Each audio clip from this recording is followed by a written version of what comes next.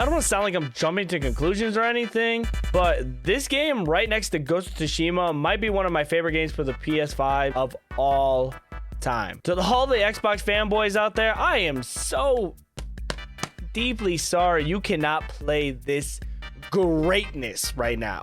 How are you? What are you even playing right now? What do you even got on the Game Pass that can even compare to what Final Fantasy 16 is putting out? But honestly, let me calm down. Let me calm down real quick because you Xbox fanboys went absolutely crazy on the last Redfall video. And first off, I want to say thank you for all that love and support. That means the absolute world to me. You guys didn't have to show so much love on that video, but you guys absolutely did. So let's just make amends and get into this Final Fantasy 16 first impressions before you click off this video and you never see me again. But if you do want to see me again, make sure you guys hit the subscribe button because it is free to do for one, and I love doing game reviews, critiquing video games, new and old. So if you like that type of content, you guys are gonna want to stay. So just make sure you guys stay in store, okay? I appreciate that. So getting into this script, I'm just overwhelmed with everything I played so far. It is just a jaw-dropping experience. I've never played a Final Fantasy game before because the most turn-based games I've ever played and really enjoyed was Pokemon. And if we really want to get technical, the Stick of Truth, which was also a very good time if we're being honest. So basically I strayed away from those type of games because it just felt like it wasn't my style. So I was very excited to see that this game is going to take a different approach with its combat. But we're going to go ahead and talk about some other things. Combat's going to be in later in the review. Let me get in with what I got to say. Getting into the beginning of the game, the cinematics this game presents is insane. Very smooth cutscenes that also lock you in with the story that it's trying to present very early on to get you introduced to the new characters that they are trying to present. Every new area they brought me in, I became stargazed as the world around it came to life and had its own mood, being filled with the coolest of enemies and creatures in the game. I just remember going into Stillwood and seeing the little lakey area. It looked so eerie and just so cool. It popped out to me for some weird reason. Like even with the not a lot of atmosphere going on except for the goblins, which if we can get into, the goblins are actually super cool. These goblins have a bunch of detail to them. I love the way they act. Making that the first enemy you see, I knew we were going to be in store for some great enemies and just some great graphics to come. I was playing this game on performance mode. With the frame rate setting, this game looks absolutely beautiful with those settings. I can only imagine how it looks if you turn it on the other one and you prioritize the graphics and not the frame rate. This game has to look like one of the top 5 games I've ever seen for this console. Can we just sit back and appreciate how the PS5 has just been killing it system-wise? If we really want to get into this now, I think the games they put out are very good, and just the way that the system has performed over well in every game that has been brought to the PS5 just straight up performs the way it's supposed to. It is an absolute beauty. I need Xbox to step that up just a tad, just a tad. I'm rooting for you. I'm rooting for you. Just please, because this was a too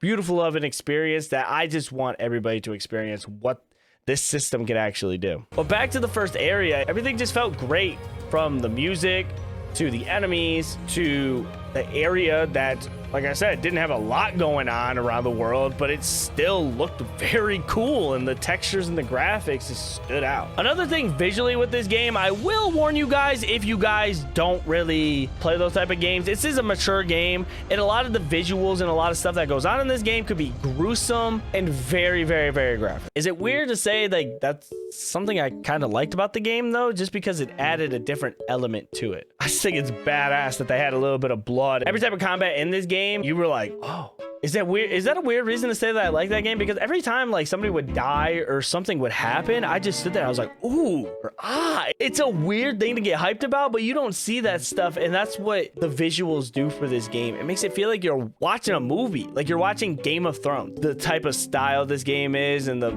story they're trying to present in the time period, it's awesome. But I promise you, Square Enix, if I see another Chocobo get hit or bleed or whatever else I seen, man, I will be insanely upset. I love this guy. I love these guys. They're so cool to look at. Like, and I've even seen the little chibi ones, like, oh my dude, they're cool. They're cool. But Stop hitting him with rocks, bro. Stop. Like, bro, I promise you, like, it's not. I will come back. I will make a full other video to say stop hitting my chocobos. Don't do it. Don't do it. All right. You've been warned. This game really did a good job getting you to know the characters in this game and showing off their relationships with each other and their special abilities that each of them have.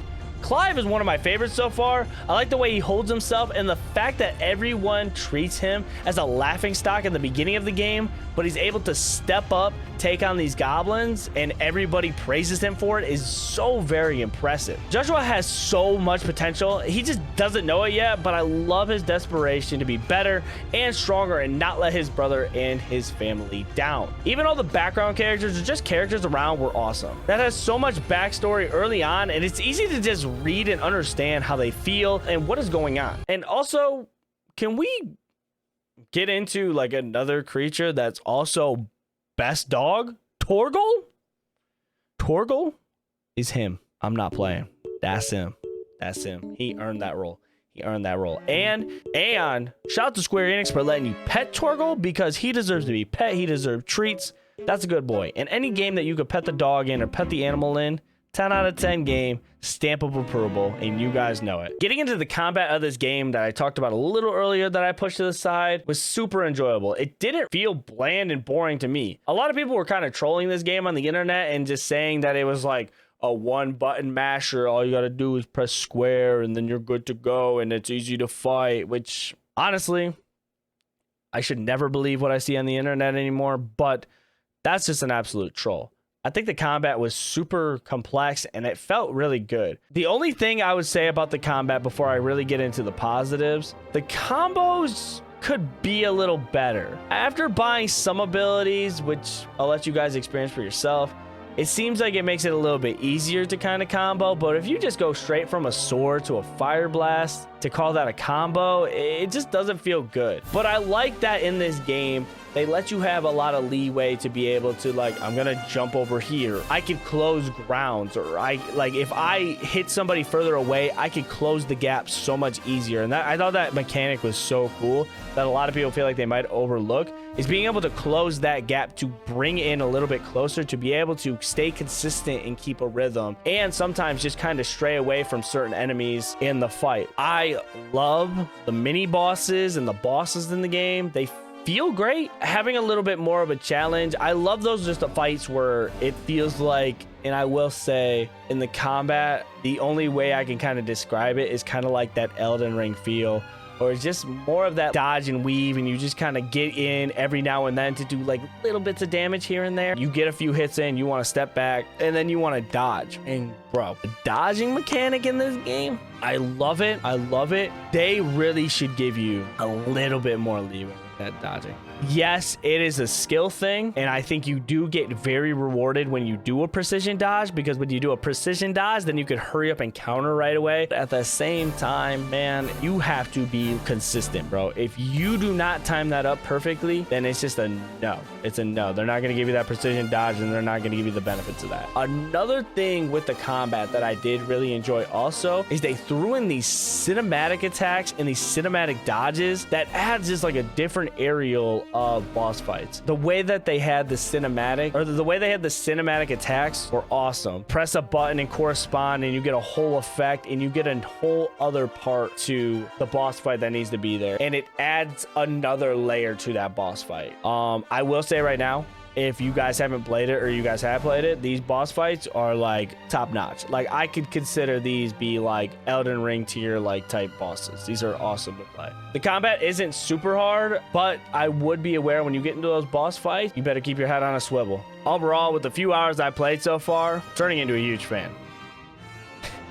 Not only just for this game, of just like everything. I feel like I missed out on so much Square Enix stuff and such good titles and games just because I was being ignorant to the turn-based type of style genre. I'll never forget a moment with one of my friends at my old job, and this dude was so passionate about Final Fantasy VII, and I loved seeing him just talk about it. And when the remake came out, he played it, he loved it, and he invited me over to his apartment one time, and we drank a few Trulies, and we watched Final Fantasy VII, and we just talked about the lore, and he taught me so much about it, and he tried putting me on, man, and I kind of felt like I was never gonna play it just for that play style. But after playing this game and enjoying so much of what I've seen so far, I can't wait to try out more stuff. Even a bunch of other stuff from Square Enix like Dragon Quest. All of this is possible due to this, dare I say, early masterpiece. This game is gonna be potential game of the year for me. I'm having a lot more fun with this game than I am with Tears of the Kingdom, but I just really wanted to get this video out because I love this game. I wanted to give you guys my first impressions and just show you guys how I'm experiencing, and hopefully this will be a guide for you if you guys plan on buying the game. I definitely think it's worth the $75, and also, dare I say, I feel like it's worth definitely getting a PS5 for it if you are on the edge of getting one.